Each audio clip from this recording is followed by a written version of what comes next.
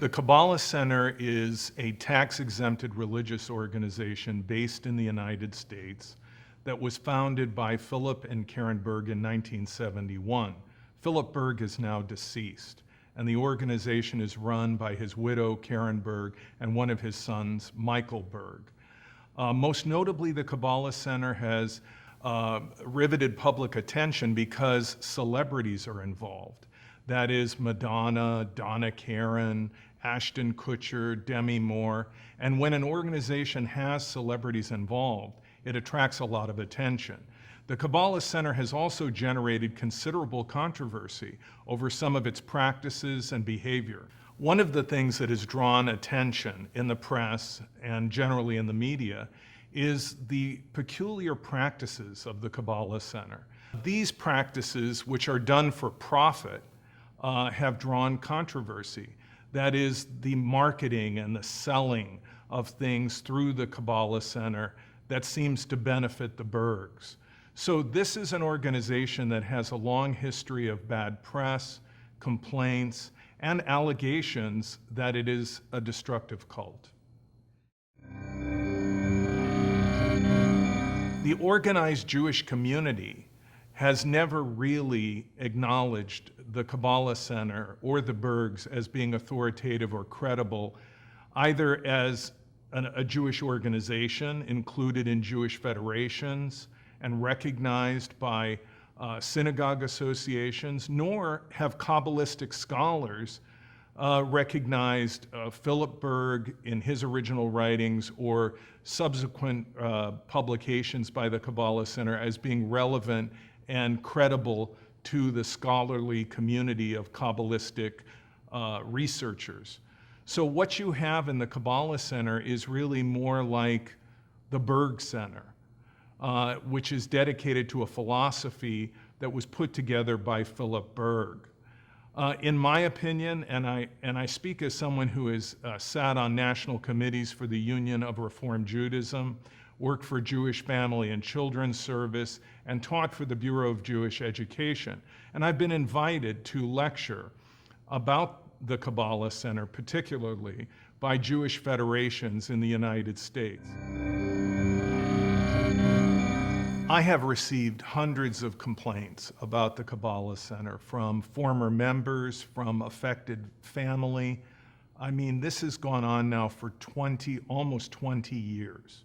I launched the website database now known as the Cult Education Institute in 1996, and the complaints began flowing almost immediately. I've heard from people who are estranged from family members who are active in the Kabbalah Centre. When they raised questions about a loved one's involvement, they became estranged. Communication was cut off, and they were no longer considered to be, as the Kabbalah Centre says, in the light. They were in spiritual darkness because they questioned the Kabbalah Centre. And on that basis, the Kabbalah Centre has broken up marriages, friendships, and come between families. So I have received complaint after complaint after complaint. And many of these complaints from former members of the Kabbalah Centre are about how they were squeezed financially, that they were told to max out their credit cards, that they were told, you can put off paying your rent, put off paying your mortgage. And people ended up in bankruptcy. People ended up in horrible debt, and they even lost their jobs because the Kabbalah Centre would make demands on particular people that was time intensive. And they would put the Kabbalah Centre, that is, as their allegiance before their job. And as a result, they were terminated. They lost their job. Their careers were affected. So I have received complaint after complaint after complaint about the Kabbalah Centre. At the same time, let's just understand that the Kabbalah has been around for centuries, and I have been doing my work for 30 years. Have I received significant complaints about anyone else studying the Kabbalah? No, but I keep receiving complaints about the Kabbalah Centre. And I think that's important to point out, that the Kabbalah as a area of Jewish thought, as an area of study, does not generate complaints. It is a benign area of study for Jewish people and has been for centuries. But the Kabbalah Centre, as run by the Berg family, continues to generate complaints. In my opinion, the Kabbalah Centre fits the primary three criteria that define the nucleus, if you will, for a destructive cult. Psychiatrist Robert J. Lifton, who taught at Harvard Medical School, wrote a paper, Cult Formation, which was published by Harvard in the early 80s. And he pointed out three primary criteria: the existence of an absolute authoritarian leader that is the defining element and driving force of the group. Second, that the group uses a process of thought reform to gain undue influence over people through psychological and emotional manipulation. And finally, three, that people are exploited by the group. And this varies by degree from group to group. In my opinion, when you look at the Kabbalah Centre, the way it's structured, the way in which it behaves and functions, the casualties that it has produced historically, the damage that it has done to families and individuals, you're looking at a destructive cult. The aura of almost divinity that that the Bergs are viewed in, that people in the Kabbalah Centre feel that they cannot disagree with or dispute anything that they are told by the Bergs. This is the same kind of authority that other people that lead other groups that have been called cults seem to have. That is absolute authority. No one can really question the basic assumptions of the group. No one can question the demands or edicts of the leaders, and that the group is personality driven. That kind of reverence, that kind of awe in which the members of the Kabbalah Centre hold the Berg family is what you see typically in a destructive cult. When I have received complaints from people talking about the way that they have been psychologically and emotionally manipulated by the Kabbalah Centre, by the Bergs, by the teachers there, it is parallel to what Robert J. Lifton describes, in my opinion, in his thesis regarding thought reform. That is, that these people are being manipulated through coercive persuasion so that the Kabbalah Centre will then have undue influence over them.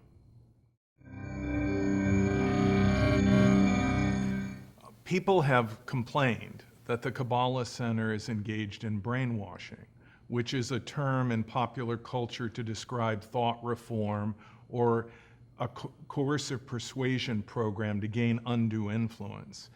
And here there is a pattern that I think can be seen in the Kabbalah Centre regarding this type of process. That is that people come into the Kabbalah Centre and they are interviewed, they talk to, they share their deepest secrets of their life with the teachers at the Kabbalah Centre. And this is what Lifton, in his analysis of thought reform, calls the cult of confession. So there is this kind of no holds barred, no boundaries confession that takes place between Kabbalah Centre students and their teachers and the staffers there, which are called the chevra, which is a Hebrew word for friends. And these relationships are very tight, and people empty their souls to the teachers. The teachers then can transmit that information to leaders in the Kabbalah Centre, to the Bergs, and also, importantly, to those people that make astrological charts. That information informs the astrological chart that then is presented to the member of the Kabbalah Centre, to the student, and that becomes compelling evidence of the mystical quality of the Kabbalah Center. That is, that they have supernatural power, that they have mystical powers of discernment. The student doesn't realize that there is a process going on behind the scenes where information is going from teacher to chart maker to leaders, and they're actually being caught in the middle. Instead, they think that this is a demonstration of the true power from God that the Kabbalah Center seems to possess. And then the Kabbalah Center uses those charts and this process as a leverage point to get that member to do things, to get them to donate more money, to get them to leave someone in a relationship who has critical questions about the Kabbalah Center, to no longer have communication with family that may have questions about the Kabbalah Center. But to the mind of the student, what they're dealing with has this spiritual quality, this authority that it seems to come from God. It seems to come from a higher power. And so in the mind of the student, they're not able to separate out the teachers and the staffers of the organization from God, the Zohar, the higher power. Instead, that line of division becomes blurred. And so in their mind, when they agree and follow the directives of the teachers, of the Chevra, or the friends, the staffers at the Kabbalah Center, and of the Bergs, they are not obedient to people. They are obedient to God, to the light, to their spiritual enlightenment. And this process is brought about through confession and through manipulation. Lifton calls this the cult of confession, and he would call this type of manipulation mystical manipulation in his 8 criteria to determine whether or not a group is using a thought reform program. And it's important to note that the reason why people don't leave the Kabbalah Center, even when they're unhappy, is because they are encouraged to have unreasonable fears about leaving. They are told that those people who leave become sick and die, that people who leave lose their soul, lose the light. So there are these fears, unreasonable fears about leaving the Kabbalah Center, and, I might add, unreasonable fears about disputing what the Bergs say. They are told, you could die if you disagree with the Bergs. People who disagree with the Bergs end up badly, and they will tell stories to illustrate that point, which become a kind of mythology that is supported within the group. So there is this unreasonable fear of leaving, this unreasonable fear of disagreeing with the teachers, and this sense that the Bergs and the teachers have supernatural power, as demonstrated by their seemingly penetrating knowledge of the individual through astrological charts and through readings, when in fact this whole process can be seen as contrived through the information network within the Kabbalah Center as set up by the Bergs between the teachers and those people responsible for the astrological charts. If you were a student entering into the Kabbalah Center, you would begin to take classes. You would begin to become familiar with the staff, the teachers, and they would talk with you, and you would gradually begin to disclose more and more information about your life. What's going on in your life? Did you recently break up with a boyfriend or a girlfriend? Are you recently divorced? Did you just lose your job? Did you just inherit a lot of money? I mean, what is going on in your life? The deeper you become involved in the Kabbalah Center, the more disclosure goes on. And there are no reasonable boundaries. That is, there is no area of a person's life that is immune from questions or inquiry by the teachers and by the staffers at the Kabbalah Center.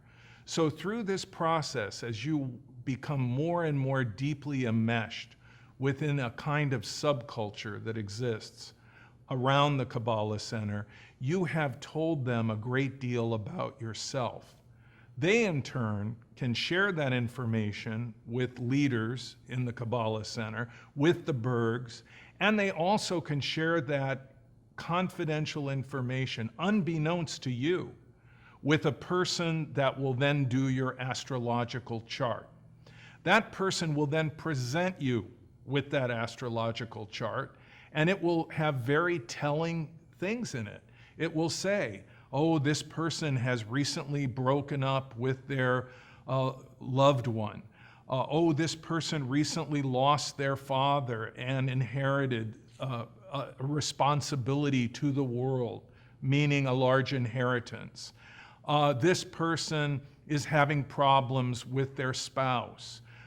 This person is experiencing a meteoric rise in their career through this particular thing that is not known to the general public, and this thing that has taken place. And the person who is being presented with this chart is sitting in awe. They are saying, oh my, how do they know this? How could they possibly know these things unless they have mystical, supernatural powers given to them through God, in which they can tell things that no one else can tell, in which they have knowledge, special knowledge that no one else can share, that I have found a place that has true spiritual discernment unlike any other place on earth. That becomes then the Kabbalah Center hook. That is the hook that they plant in each member that then keeps that person engaged, because that person is going to continually, as they move forward in the Kabbalah Center, recall the clarity of that astrological chart, the discernment that they thought was demonstrated through that chart being done. And they are going to say, that is proof. And the way in which the leaders know my soul, they know my heart, this is proof that they really are in connection with a higher power. But in reality, what it is evidence that there is a finely tuned networking of information about students within the Kabbalah Center. It's a networking that exists from the teachers who are sharing information with the astrological chart maker, with the Bergs, with other leaders. And so there is no confidentiality. And in that sense, the student is unaware. The student doesn't realize that whatever I say can be used potentially by the Bergs, by other people in the Kabbalah Center, and that there is a reason that they have this discernment, and it's based on the information that I have disclosed. In my opinion, the people that come to the Kabbalah Center, in a sense, are being tricked or conned. And when I say that, I mean that there is a level of deception. For example, the way in which the astrological charts are created. The fact that information is transmitted from the teachers to the chart makers that make it possible to draw up a chart that is compelling as evidence of some kind of mystical knowledge, when in fact it's really more like a trick, because the teacher has informed the chart maker, who then presents it to the student who doesn't understand the networking of information in the group. I don't think anyone that enters the Kabbalah Center understands what really is going on from the beginning.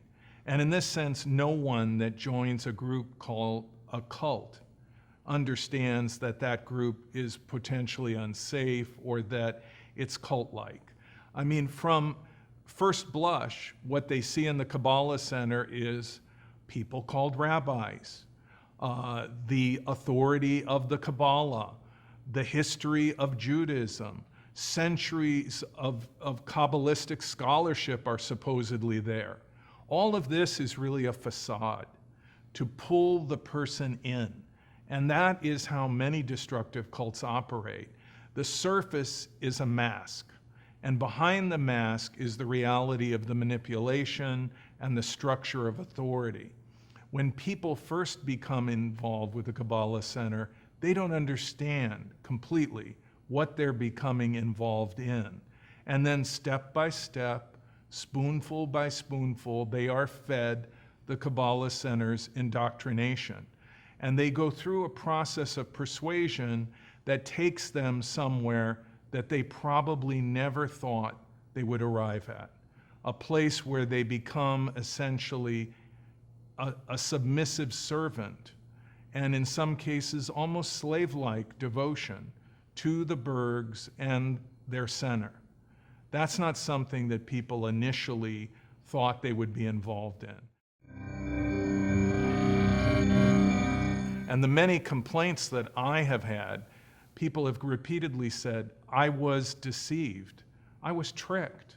I had no idea what I was becoming involved in, what demands would be made of me, and how this all would turn out. I lost my spouse. I'm separated from a family member. I never knew that becoming involved in this center run by the Berg family would culminate in that kind of an experience, that I would end up broke, that I would end up giving them so much money, that I would lose a member of my family, that I would become estranged from someone I love. People don't really understand how people are exploited by groups called cults. It isn't all at once. It's a bait and switch routine. I mean, this is what I tell you I am, which is all good and wonderful. I'm about the Bible. I'm about solving all the problems in the world through a political theory. I'm about curing people through some claim of science. Or I'm about the Kabbalah, when in reality, it's something else. You are baited with this very appealing presentation, and then as you become involved more, it's switched out. And what it becomes is total submission to the authority of the organization as achieved through what many have called coercive persuasion and influence techniques to gain undue influence. Karen Berg and Michael Berg are absolutely in charge of the Kabbalah Center. They know what's going on. They run things from the United States. Nothing goes on without their consent. They are the final arbiters of whatever takes place within the centers. So behind the scene, the Bergs are running everything. And then, of course, there are those people that the Bergs pick to be leaders, to be teachers, who serve at their pleasure. I mean, if someone would dispute their authority or challenge Karen Berg or Michael Berg, they would be dispensed with. And this has happened over and over again. I mean, I've talked to many former chevra or full-time staffers from the Kabbalah Center who found it incredible at how easily they were dismissed and dispensed with when they disagreed with the Bergs. And so when someone leaves, if they displease the Bergs, they are cut off. And they may not have communication even with a family member, and many times with longtime friends who they spent years with in the Kabbalah Center. Is this typical of a synagogue, a Jewish organization, a school of higher learning? No. But this is a parallel to what has been described in groups called destructive cults. That is what Lifton, a psychiatrist who wrote the book Thought Reform and the Psychology of Totalism, called the dispensing of existence. That is, when you no longer please the hierarchy of the group, the people in authority, you no longer have a right to exist. And your existence is then dispensed with. And I've heard this again and again from people complaining about the Kabbalah Center, that when they left, they felt that they no longer had a right to exist in the minds or the hearts of the people that still remained in the Kabbalah Center. You come to a point in the road where you're thinking, I really want to leave. I want to leave this group. I want to get out. But you reflect and you think, what are my exit costs going to be? What will be the price that I pay for leaving? And the answer for many people is too overwhelming. I will lose my family. I will lose my spouse. I will lose all my friends. I feel so emotionally invested in this group after years of being involved that I have emotional equity in the group. I have given so much of my time and money to the group, I feel I have tangible equity in the group. And so based on that alone, people will say, I don't wish to leave because the exit costs to me are too high. And then in addition to that, there are these unreasonable fears that people are often led to believe regarding leaving an authoritarian high-demand group. They're told, if you leave, you'll get sick. If you leave, you may die. If you leave, no one will ever love you like we have loved you. No one can ever share the light with you like we have shared the light. There is no other group like us on the face of the earth, and therefore, if you leave, where will you go? So there are unreasonable fears that people are led to believe in authoritarian high-demand groups called cults, and the Kabbalah Center, certainly in the complaints that I've received, exhibits that pattern. And many of the people stay and stay and stay for years because of unreasonable fears and because of, I believe, the sense that the exit costs of leaving the Kabbalah Center are too high.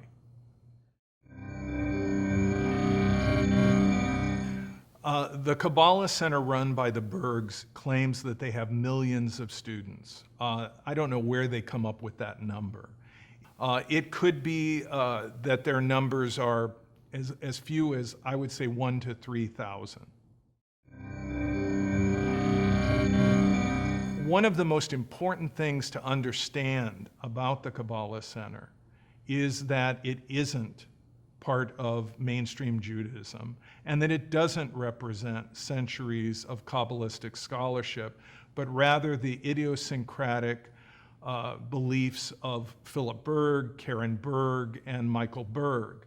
Another thing that's very important to understand about the Kabbalah Center is that the people they call rabbis, which is a word in Hebrew to describe a teacher, a rabbi, the Kabbalah Center rabbis do not have the same requirements as rabbis within Reform Judaism, within Orthodox Judaism, the OU, within the conservative Jewish synagogue movement, or Reconstructionist Judaism, or for that matter, ultra-Orthodox Hasidic sects that have a process of learning and ordination which is called a shmicha, or rabbinical credential within the Jewish community. And the Bergs have no particular educational requirements for Chevra that I'm aware of. They don't require a college degree. They don't require a seminary degree. They simply require that they perform according to their dictates and to their guidelines. So you have people that they could be coming out of the army. They could be coming out of any walk of life and come into the center, do courses, become involved with the Bergs, and then they could be declared Chevra. They could be ordained by the Bergs and called rabbis. What these honorific, it seems to me, titles mean outside of the Kabbalah Center is not clear. To me, having worked in the Jewish community for many years and worked with many rabbis and Jewish educators, I'm aware of what it takes to be a rabbi, of what it takes to be a Jewish educator. And the Kabbalah Center Chevra and the rabbis that they have there, some of them have college degrees, but many of them have no particular credential from any accredited university or college or any recognition really outside of the Bergs and the Kabbalah Center. What you have in the Kabbalah Center are rabbis who are rabbis because the Bergs say so. I say you are a rabbi, and therefore you are a rabbi. Because you agree with my philosophy, because you have attended the classes in the Kabbalah Center. In this sense, it's kind of its own universe, where that which is not a rabbi in the real world is a rabbi within the world of the Kabbalah Center. That which is the Kabbalah in mainstream Judaism for centuries is suddenly turned on its head and becomes something entirely different within the Kabbalah Center. So I think that's important to understand, because as people come into the Kabbalah Center, they are in awe of the centuries of Jewish history. They're in awe of the centuries of Kabbalistic study, and they are in reverence to these people that are being called rabbis. But in reality, what they are seeing is simply valid within the Kabbalah Center and invalid to the organized Jewish community and the larger culture of Kabbalistic study in the world. The Bergs are a legend in their own mind, but they are not a legend outside of the Kabbalah Center. And the reverence that is demanded for the Bergs may be exhibited within the Kabbalah Center, but there is no reverence for them in the same sense outside of their centers in the real Jewish community and amongst credible Kabbalistic scholars.